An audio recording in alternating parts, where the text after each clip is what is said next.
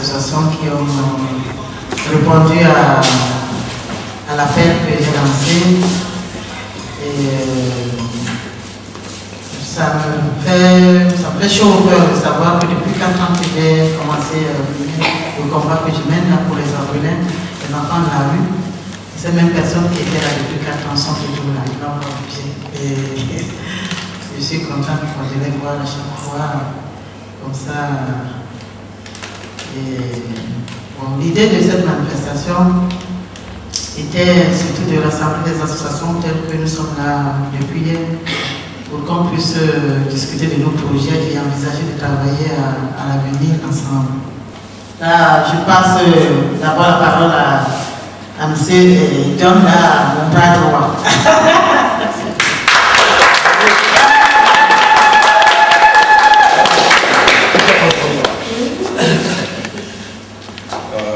Bonjour mesdemoiselles, mesdames, messieurs.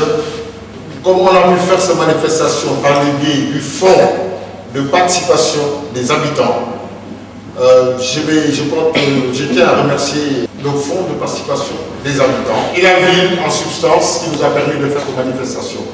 Mon association s'appelle l'ACRA, c'est l'association pour la connaissance des civilisations, des cultures et des rythmes d'ailleurs. Donc je ne vais pas trop m'attarder, je vais passer plutôt la parole au maire adjoint.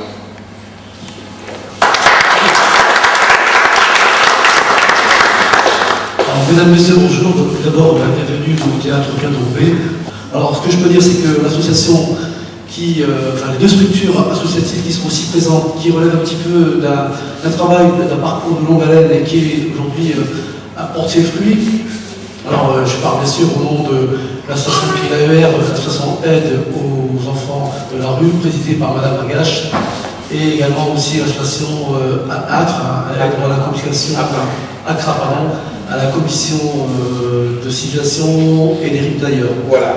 Qui aujourd'hui essaie de nous faire découvrir aussi leur savoir-faire, leur connaissance, et surtout d'apporter une valeur ajoutée à travers ce qui existe dans la culture, ce qui existe dans les quartiers, parce que c'est vrai que Roubaix c'est une ville de grande dimension, une richesse culturelle, une richesse au niveau associatif, on le voit aujourd'hui, elles sont aussi semblables à d'autres villes qui sont à la proximité. Il y a quand même effectivement 700 structures qui c'est une action assez forte et concrète à travers leur savoir-faire aussi, leur parcours. Et aujourd'hui, quand on voit un petit peu le travail qui a été accompli, je crois que c'est un travail mérité, c'est un travail réussi et ça mérite beaucoup d'applaudissements.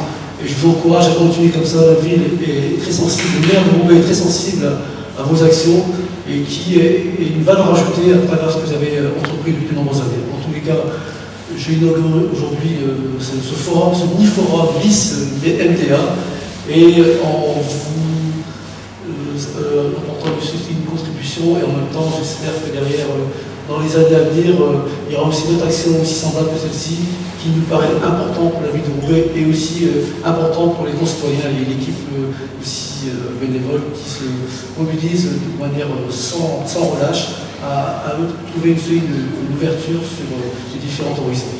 En tout cas, bravo, et je vous remercie aussi de m'avoir aussi honoré la ville de Roubaix, et remercie aussi la presse qui est aussi présente, qui est aussi présente dans différentes mobilités sur les actions qui menent. Alors, en tout cas, bravo.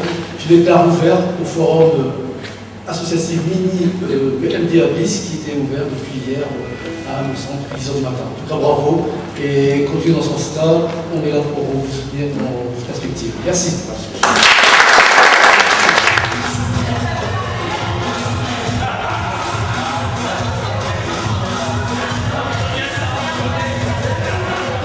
L'association C'est Artisans du Monde, c'est une association qui est dynamique dans le domaine du commerce équitable et développement durable, puisque ça devient deux sujets qui se rejoignent. Et donc le but, c'est donc de permettre c'est un échange nord-sud. Quand on dit sud, en fait, ça englobe maintenant pratiquement le continent, tous les continents, puisqu'il y a des gens exploités partout. Et donc c'est permettre aux gens, donc aux petits producteurs, aux petits agriculteurs, aux petits groupements d'hommes et de femmes, de vivre dignement de leur travail en leur payant leurs produits à un prix supérieur à au prix réel. Pour vous, qu'est-ce que l'interculturalité ? C'est un mot un peu savant pour moi, mais moi j'ai découvert justement des cultures différentes en assistant comme ça à des manifestations comme ça, en allant en Afrique. Donc j'ai vu, parce qu'en fait on vit un peu dans sa bulle quand tout va bien, et quand on s'ouvre sur le monde comme ça, on s'aperçoit que d'une part il y a des choses à faire et d'autre part il y a beaucoup de gens qui font. Et moi j'ai découvert franchement des cultures différentes où je me disais que j'avais des leçons à prendre. Et je crois que c'est le côté intéressant, et après il faut persuader les autres, mais là ça passe bien. Et toutes les bénévoles sont convaincus que c'est vraiment très porteur de mélanger les cultures et d'apprendre les cultures des autres, parce que c'est important. Et puis par nos produits, en même temps à chaque fois on a une info produit, donc on voit comment les gens travaillent, leur philosophie de vie. Moi c'est ça que je trouve extraordinaire, c'est la philosophie de vie de certains pays, parce que nous on a des leçons à prendre aussi. Mon association s'appelle Passe-moi le relais France. Donc c'est une association tourquenoise qui est créée le 6 mai 2009 et qui travaille en partenariat avec une association en Centrafrique qui s'appelle également Passe-moi le relais. Et notre projet, c'est de soutenir toutes les initiatives des acteurs locaux en République centrafricaine, notamment dans le domaine de la mobilité des jeunes à l'intérieur de l'espace francophone, à travers des stages, des formations et des projets de solidarité internationale. Pour vous, c'est quoi l'interculturalité ?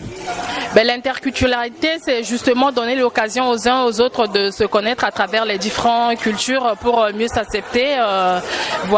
Faire en sorte de créer un espace de rencontre et d'échange entre les différentes cultures pour qu'elles puissent mieux se connaître au travers de différentes manifestations, telles que ce que nous faisons aujourd'hui. Demain, ça pourrait être dans le domaine du sport, à travers les voyages de jeunes, des chantiers de jeunes à l'international pour pouvoir mieux s'accepter. Donc nous avons créé une association qui s'appelle aujourd'hui Humanité Madagascar et qui est à l'initiative d'un apiculteur qui est producteur du terroir dans le pays des 7 vallées dans le Pas-de-Calais. Et que fait notre association ? Eh bien, elle aide au développement en milieu rural sur l'équivalent d'un canton français, ici à 150 km au nord-est de la capitale Antananarivo, au pied du lac Alaoch.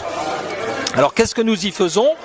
Avec les producteurs du terroir du pays des 7 vallées, donc apiculteurs, éleveurs de vaches laitières, éleveurs de volailles, eh bien nous avons formé des paysans malgaches qui, viennent sur une période de 2-3 mois s'initier en France, et ensuite on va les aider à développer leur élevage là-bas à Madagascar. Et pourquoi les huiles essentielles ? C'est tout simplement que je suis de métier consultant en gérontologie auprès des personnes âgées et que j'ai observé que les soignants manquaient beaucoup de moyens lorsqu'il s'agissait de communiquer avec les personnes désorientées, type Alzheimer, etc.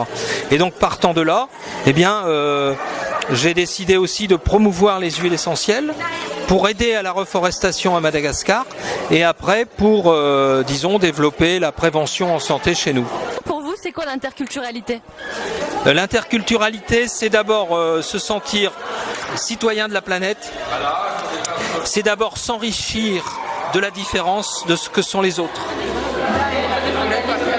Notre association a plusieurs objectifs. Disons que l'objectif principal, en fait, c'est l'insertion sociale et économique de la femme migrante, surtout d'origine africaine ou des Antilles, donc la femme noire, d'une façon générale. Sinon, d'une façon générale, nous nous battons pour tout ce qui est droit des femmes. Et nous travaillons beaucoup en partenariat avec les autres associations de femmes, puisqu'un des soucis aussi, c'est de tisser un lien entre les associations des femmes de toutes les origines, en fait. Pour vous, c'est quoi l'interculturalité ? Pour nous, l'interculturalité est en fait, disons, s'ouvrir à la culture de l'autre, connaître l'autre, parce que je dis, dans toutes les cultures, il y a de bonnes choses. Pour nous, connaître l'autre, c'est pour pouvoir mieux l'accepter.